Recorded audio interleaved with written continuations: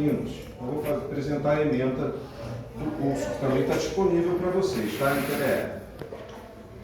Então, esse componente visa oferecer uma introdução da história de Israel dos 4 últimos milênios. Nós vamos pegar os 2 últimos milênios antes de Cristo e os 2 últimos milênios após Cristo, né? Nós vamos até a repatriação de Israel em 1948. E pegaremos desde Abraão até a destruição do templo, da década de 70 depois de Cristo, e depois vamos discutir a trajetória de Israel pelo mundo após essa diáspora, logo no início do Império Romano, até a repatriação de Israel. E nós vamos ver também outros textos subsequentes que a gente vai discutir também Israel no presente. Os conflitos que estão acontecendo com Israel e o Hamas ali na Palestina. A ideia é a gente saber separar de forma histórica e teológica, tentar desconstruir essa ideia mítica que a gente tem de Israel, que é extremamente prejudicial, é muito mais política do que teológica. Compreendermos Israel de hoje como se fosse o mesmo Israel lá da época de Davi. São 2 Israéis diferentes. E a gente vai discutindo isso, mas nós vamos, antes de entrar diretamente nessa discussão de desconstrução do Israel mítico nos dias de hoje, né? O Israel de hoje não é o mesmo Israel com as promessas escatológicas que a gente tem. Mas antes da gente entrar especificamente nesse tema, a gente precisa voltar para compreender Israel numa perspectiva histórica e teológica, do antigo Israel até o Israel moderno. Os textos que nós vamos discutir, e se vocês tiverem algum interesse também de uma bibliografia atualizada sobre a história de Israel, eu deixei vários autores com referências para vocês acharem na internet, com artigos disponíveis na internet, até os livros que eu coloquei na bibliografia, vocês encontram esses livros também digitalizados na internet. Por incrível que pareça, foi até uma grata surpresa, fiquei sabendo ontem que a minha revista entraria agora, né? A revista que eu escrevi, domingo, sobre a história de Israel. Então, a bibliografia, eu deixei uma bibliografia do que eu utilizei para escrever essa revista disponível para vocês aqui, para todos os membros da ESI. Se alguém quiser interesse, tem vários artigos atuais, livros atuais, tem alguns mais conservadores e outros atuais também, para vocês quiserem aprofundar-se na história de Israel. Tem muitos autores e artigos aqui interessantes e atualizados para vocês aprofundar a discussão, tá? Então, que inclusive complementa o nosso curso.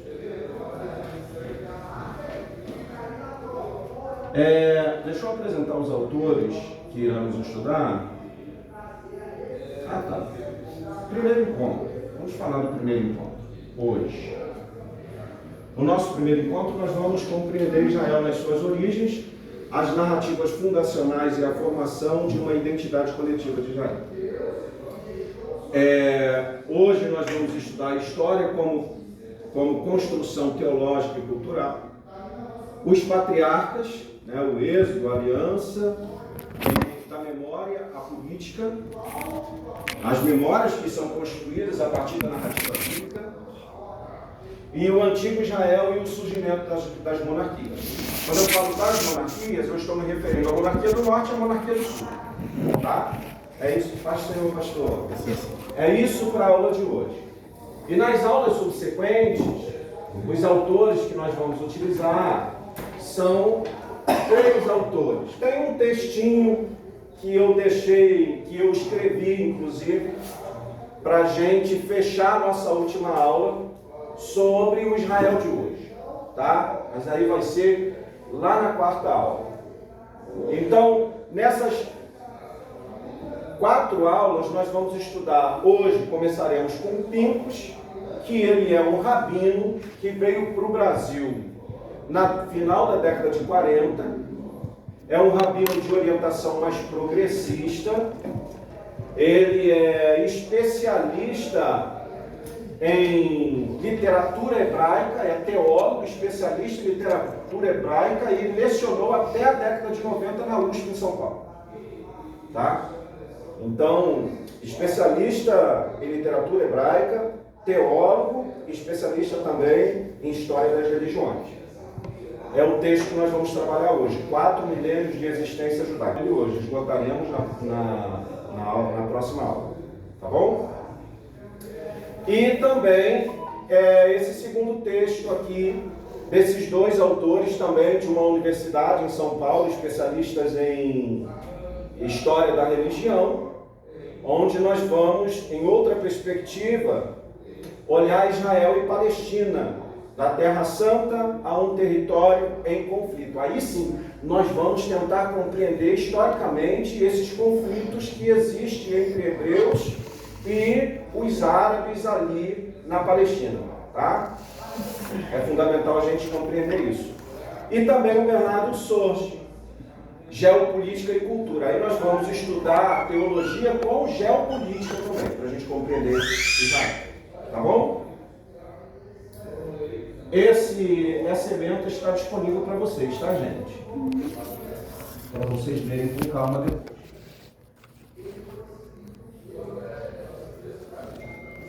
O meu computador está apenas com uma vaga. É igual o apóstolo Paulo. As muitas letras o fazem delirar. Bom, gente, deixa eu ver se esse daqui é o primeiro. Não, já. Os 4 milênios de existência judaica. Como eu já disse a vocês, o Fritz Pincus, o tema do texto é 4 milênios de existência judaica. Se eu não me engano, são 40 páginas. O texto está disponível para vocês e os slides é para ajudá-los na leitura, tá? Esse não precisa de imprimir, tá? Não precisa imprimir, imprimam apenas o texto. Os slides não precisam imprimir. Está com 22 páginas esse daí. Ah, tá, 22 páginas. Vai ser o meu irmão. De existência judaica. Isso. É uma visão panorâmica dos 2 últimos milênios antes de Cristo e 2 milênios após Cristo. O título da obra, 4 milênios de existência, uma resumida história geral israelita. O autor, Fritz, como eu já disse a vocês, esse texto é de 1969, o Pincus vem para o Brasil fugindo da perseguição contra os judeus na Alemanha. Ele é um judeu da Alemanha que vem para o Brasil. Tá? Ele é um rabino progressista. Quando eu falo de rabino progressista, são aqueles rabinos que eles não são conservadores, ortodoxos e radicais. Eles não têm problema algum de dialogar com outras religiões. A ideia do Pincus, inclusive, é propagar a cultura do judaísmo pelo mundo. Desmistificar ou desconstruir todas aquelas ideias pejorativas do judaísmo. Essa é a ideia do Pincus, tá? Então a obra apresenta a trajetória do povo hebreu, ou do povo judeu, ao longo de 4 milênios, partindo dos primórdios da Mesopotâmicas até o mundo contemporâneo, e enfatizando a formação cultural do povo de Israel ao longo da história. Ele estabelece 4 ciclos de discussões na obra, tá? Bom, que vai desde 2000 a.C. até 1948, como eu já disse a vocês. A abrangência geográfica, ou seja, um recorte geográfico que a gente vai percorrer ao longo da leitura e da discussão, nós vamos compreender Abraão saindo da Mesopotâmia, o contexto mesopotâmico há 2000 anos antes de Cristo, a formação cultural de Israel na Palestina, no Egito, na Babilônia, Roma, Europa e Oriente Médio. Tá? Então nós temos uma tarefa bastante complexa para a gente poder trabalhar. O primeiro ciclo de discussão é a Antiguidade Bíblica, que é esse recorte 2000 anos antes de Cristo, ou seja, o período dos patriarcas, aquelas migrações que acontecem da Mesopotâmia, subindo para o norte da Síria e depois descendo para a Palestina, habitando entre os filisteus, ora habitando também no Egito, né? Então, de 2000 anos antes de Cristo, que é o período dos patriarcas, até 538. 538 aqui é o início, ou melhor, o fim do cativeiro babilônico, né?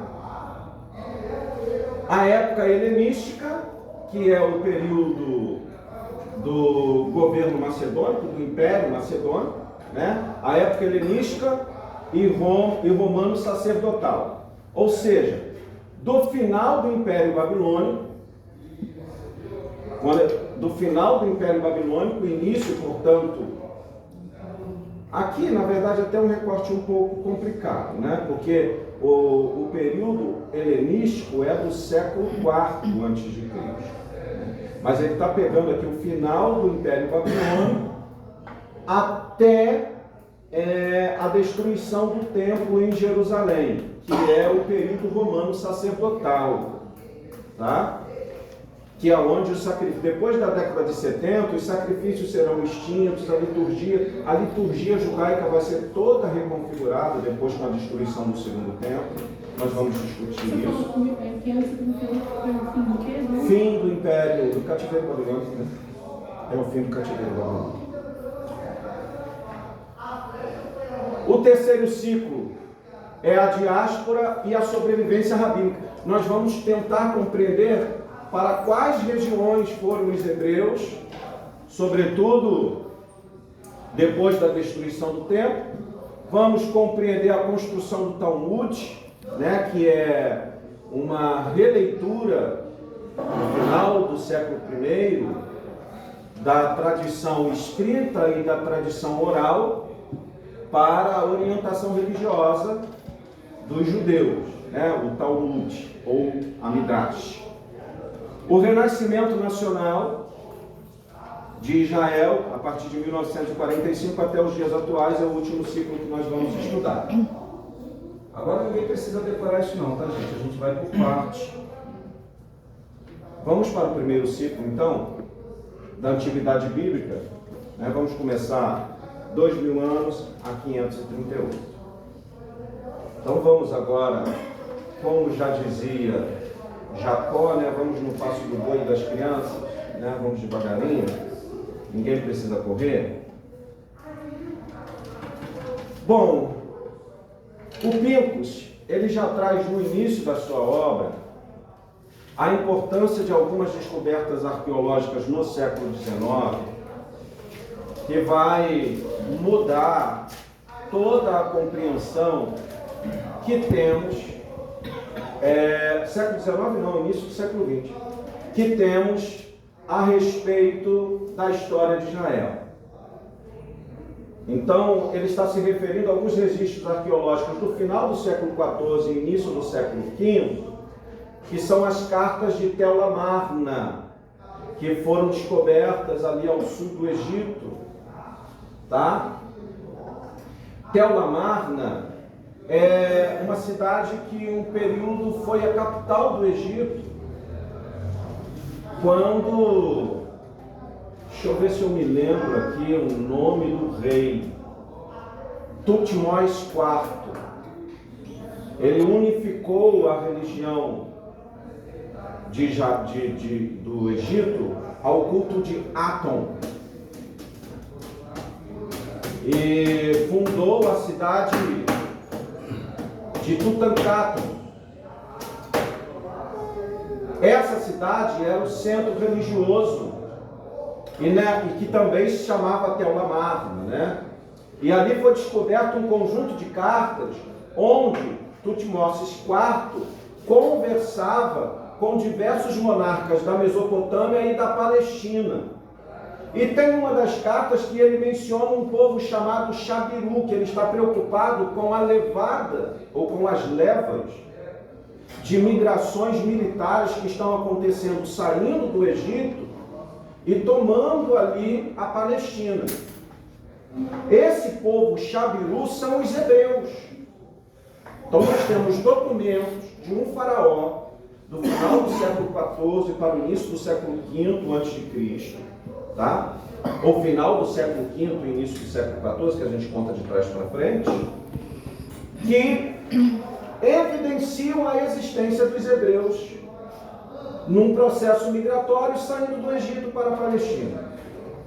O Êxodo, inclusive, ele está nesse recorte cronológico, do século V ao século XIV a.C.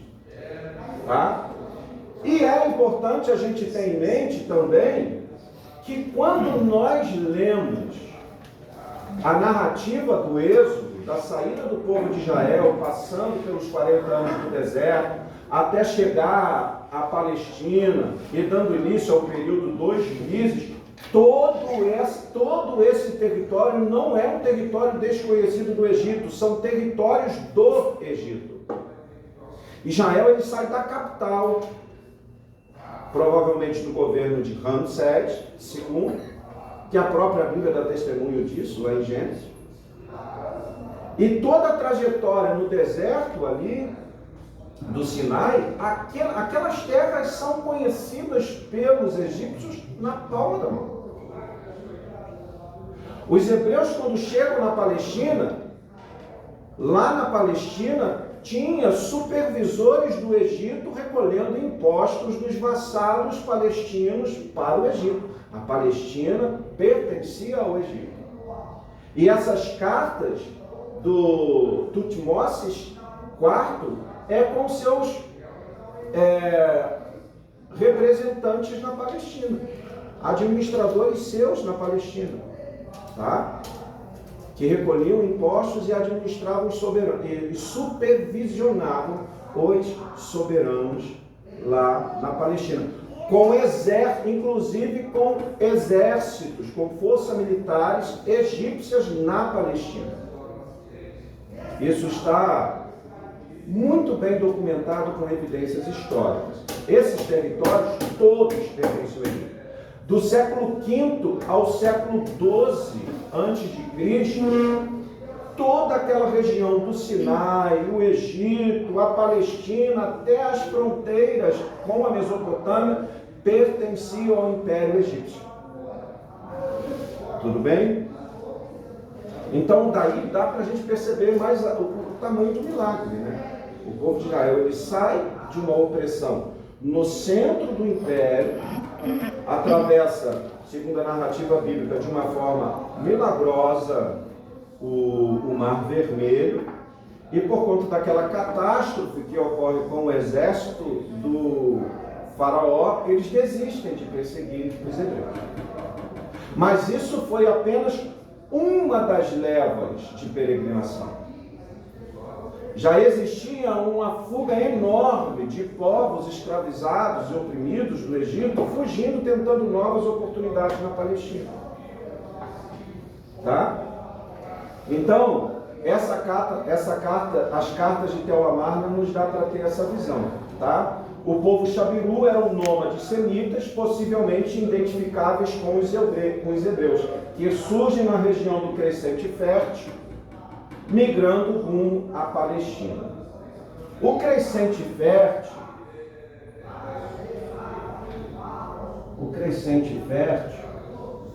é essa região aqui, ó. O que é o Crescente Fértil? Deixa eu ver se eu tenho outro mapa aqui. Aqui é melhor. O Crescente Fértil é toda essa região regada com águas potáveis que eram disputáveis naquela época. Então, era objeto de guerra na antiguidade. Gente, que hora que é o café? Para não atravessar de mar.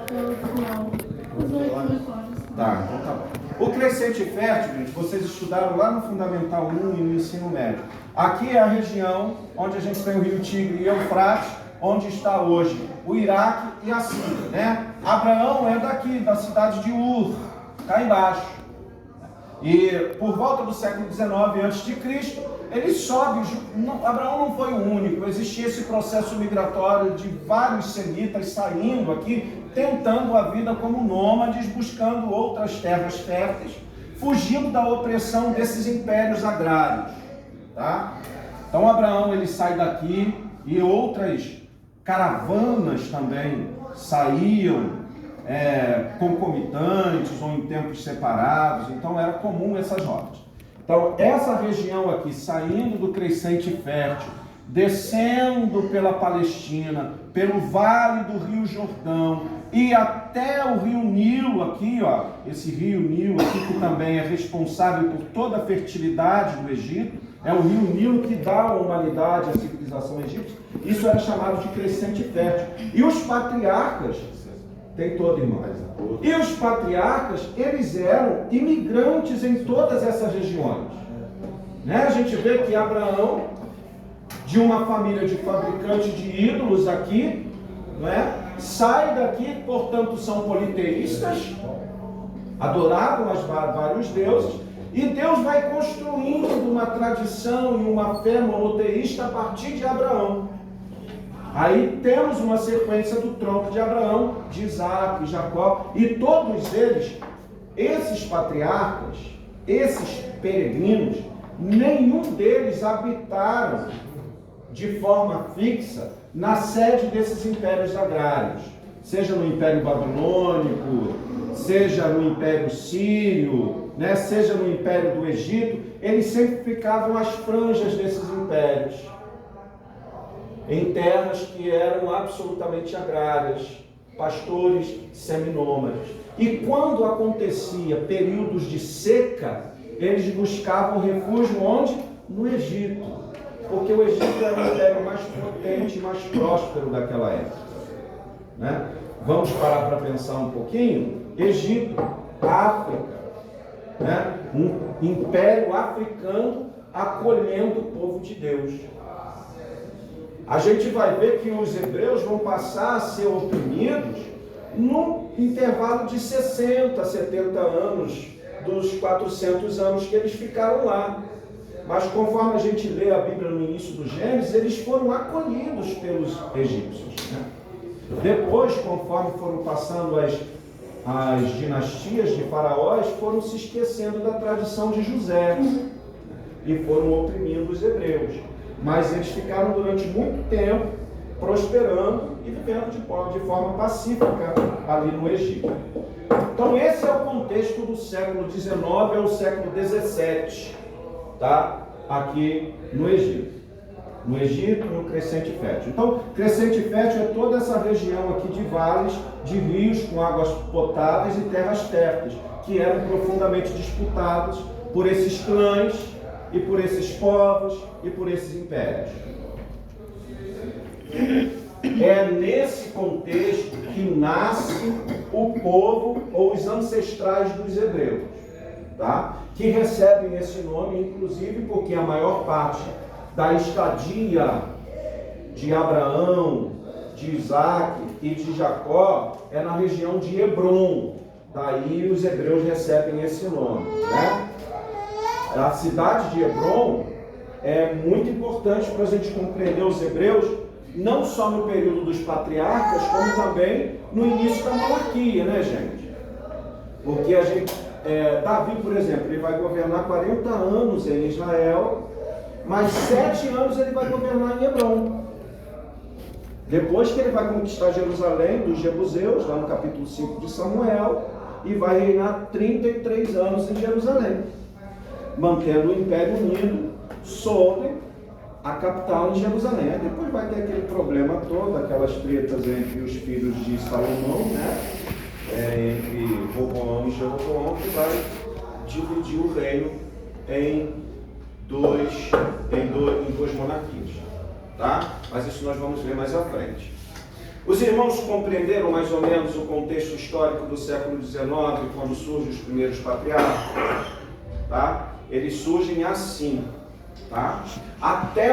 Na academia não se discute a existência de Abraão. O que se discute é se Abraão era uma pessoa ou se era um povo.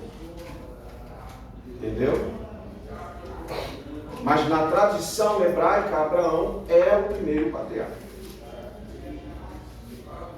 Por volta de 1800 a.C., portanto século XIX, Abraão emerge como o patriarca da fé israelita, migrando da sofisticada cidade de Ur, na Mesopotâmia, como eu disse a vocês, para Canaã, né? Estabelecendo bases e alianças entre o povo hebreu e Deus. Abraão é o primeiro a estabelecer uma aliança com Yahvé, que na ocasião nem era Yahvé. É isso que Abraão... A fé de Abraão é tão potente, né, gente? Quem vai receber o nome de Yahvé, o Deus que nós adoramos, Criador dos céus e da terra, que enviou Jesus Cristo, o primeiro a dar nome a Yahvé é Moisés, quando Deus se revela, né, a Moisés. Mas antes, é aí que Abraão é chamado de amigo de Deus. Agora vamos trazer um pouco para a parte devocional. Porque imagine vocês, o cara sai daqui, de Ur, vai lá para o norte da Síria, em Padã Aram, na época, né? Desce aqui por Canaã. Aí, Abraão, para onde você está indo? Eu estou indo para uma terra que Deus mandou que eu fosse. Que Deus é esse? Eu não sei, ele não tem nome. Que terra é essa? Eu não sei, ele ainda não me disse. Mas eu vou mesmo assim. Né? Não é à toa que esse grande homem foi chamado de pai da fé, amigo de Deus. Não é para qualquer um ter uma fé dessa. Devotar toda a sua vida a um chamado de frutos que você mesmo não vai colher. A descendência dele que seria maior do que as areias do mar, do que as estrelas do céu. Ele não viu as promessas de Deus se cumprir. Ele viveu crendo que tudo aquilo ia acontecer, mesmo ele tendo descido, ou mesmo sendo após a sua sepultura. Então, Abraão não é um cara esquizofrênico, né, gente? Se ele fosse um psiquiatra hoje, não é esquizofrênico. Como é que é esse Deus? Não sei. Como é que é o rosto dele? Não sei. Como é que é o nome dele? Não sei. Para qual lugar? Qual o endereço que ele está enviando você? Também não sei, ele não me disse. Eu vou porque ele mandou. Não é para qualquer um, né? E a gente, quando lê a Bíblia, a gente pensa que as coisas aconteciam assim, uma atrás da outra, né? Abraão fazia uma oração hoje, Deus falava com ele hoje, aí a gente vira uma página e vê Deus falando com ele de novo, mas esquece que entre uma página e outra se passaram 20, 30, 40, 60 anos. E a gente vive uma fé achando que Deus tem que falar com a gente todos os dias, de forma sobrenatural. O sobrenatural não era tão cotidiano assim, conforme a gente pensa a partir da leitura de uma página para outra da Bíblia. O sobrenatural mesmo na vida desses homens era a fé, não eram os sinais. Era a fé e não os sinais. Abraão orou por mais de 20 anos, até que um dia Deus teofanizou-se e foi falar com ele pessoalmente. Então, gente, servir a Deus não é uma tarefa fácil. Tá, gente? Então Abraão ele sai aqui de Ur, atravessa a Mesopotâmia. A palavra Mesopotâmia significa terra entre rios, né? Pótamos é água, meso é meio, né? Terra entre rios. Então toda aquela terra hoje que a gente conhece como o Iraque, né? A Síria, é a Palestina da Antiguidade, os grandes impérios ali. Bom, os hebreus do Egito. Aí aqui a descendência de Abraão, no caso, Isaac também vai descer para o Egito, né? Vocês conhecem a história, né? Assim como Abraão mentiu para Faraó com medo de morrer, não, ela não é minha esposa, ela é minha irmã. Isaac vai pelo mesmo caminho, e depois José desce para o Egito, né, o neto de Isaac, e Jacó, o filho de Isaac, desce com toda a família depois Segundo o Velho Testamento, são 70 pessoas, mas se nós pegarmos Estevão, são 74, e saem de lá, segundo a Bíblia, mais de 2 milhões de pessoas. Se vocês pegarem 600 mil homens a pé, esses 600 mil homens, a gente está excluindo as esposas, as mães, os filhos. Uma família pequena naquela época tinha aproximadamente 10 pessoas, né? Então, milhares de pessoas que vão sair lá por volta do ano 1250, né? Mas isso daqui é uma estimativa, né, gente?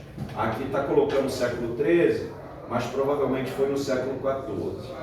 Então, entre 1700 a 1250, os hebreus fixaram-se no Egito, ficaram lá por quase 400 anos, na região de Gósen, ou Gósen, depende da pronúncia. Com o tempo, eles foram submetidos à servidão no governo de Ramsés II. Inclusive, a própria Bíblia nos dá o nome, né, lá em Gênesis, Ramsés II, né, que é Ramsés. A Bíblia dá o nome do faraó que oprime os hebreus, que desencadeou na narrativa do Êxodo, dos últimos capítulos ali de Gênesis. Aí, mais uma vez, se vocês quiserem uma bibliografia atualizada sobre isso, eu deixei de presente para vocês aqui no final da revista, tá? Que essa revista aqui eu estou falando sobre a história de Israel, e aqui tem a bibliografia, a partir do domingo que a gente, pela misericórdia de Deus, vamos estudar, que vocês conseguem, inclusive, na internet de graça, tá? É só digitar o título dos artigos e dos livros que tem de graça. Bom, os hebreus do Egito, nesse período de quase 400 anos, eles vão ficar lá e nos últimos 60, 70 anos eles estão debaixo de uma profunda servidão. O êxodo, gente, é a resposta de um Deus amoroso socorrendo um povo oprimido. Um povo oprimido por um império agrário, que está construindo a sua prosperidade a partir do trabalho, da opressão, da dor, do sangue e da morte de um povo. E Deus desce no Egito para socorrer o povo oprimido. Essa tem que ser o primeiro plano de fundo da nossa leitura. Um Deus libertador, que desceu pelo clamor de um povo que está sentindo dor, que está sendo oprimido e não tem quem os defenda, né? É aí que vai construir a ideia do Deus Jeová. O Deus Jeová é o Deus que protege o pobre camponês, que guia o povo no deserto e leva para uma terra próspera, dando autonomia e liberdade. É o Deus que protege o fraco na batalha, né? Essa é a ideia do Êxodo, a construção dessa fé, de um povo a partir dessa fé. Isso é fundamental a gente ter também em mente. E, gente, o povo de Israel, ele sai do Egito, depois de 400 anos, ele sai do Egito, ele não sai um povo monoteísta. O deserto é para isso. O deserto é um espaço de construção identitária e forjar uma fé monoteísta. Para o povo sair da idolatria do Egito. Não necessariamente abandonar toda a cultura do Egito, porque eles carregam com eles a culinária, o conhecimento de oliveria, de carpintaria, né? O cotidiano do Egito vai com eles. Mas a fé politeísta tem que ficar no Egito. E demora 400 anos. Só que esses 400 anos, demora 40 anos, só que esses 40 anos, eles abandonam a religiosidade politeísta do Egito, mas quando chegam em Canaã, eles se introjetam de todo o politeísmo cananeu. Novamente. Inclusive a caminho, né? A caminho. Exatamente. A gente vai ver, gente, que os hebreus eles só vão deixar de ser idólatras depois do cativeiro babilônico. A gente vê os hebreus desde o Egito, por toda a monarquia de Israel, os hebreus sempre foram idólatras. A gente tem alguns exemplos de 2 ou 3 reis que foram fiéis no pacto monoteísta. A gente pode até falar em monolatria, né? O que é monolatria? Eu reconheço a existência de Jeová como Deus Todo-Poderoso, como Deus dos deuses, mas eu acredito na existência dos outros deuses também. A gente vê isso de forma bem clara nos Salmos. Eu te louvarei, Senhor, de todo o meu coração, e na presença dos deuses, a ti eu cantarei louvor. Os outros deuses são plateia da minha adoração a ti, mas eles existem. A gente vê o Salmo 121, Davi, né? A tradição do Salmo: eleva os meus olhos para os montes, 2 pontos. De onde me virá o socorro? O meu socorro não vem dos montes, porque é nos montes que o povo camponês está lá adorando, oferecendo seus sacrifícios aos diversos baalins ali de Canaã. Aí, quando a gente voltar do café, a gente vai para o Salmo 82, para a gente falar sobre a Assembleia dos Deuses.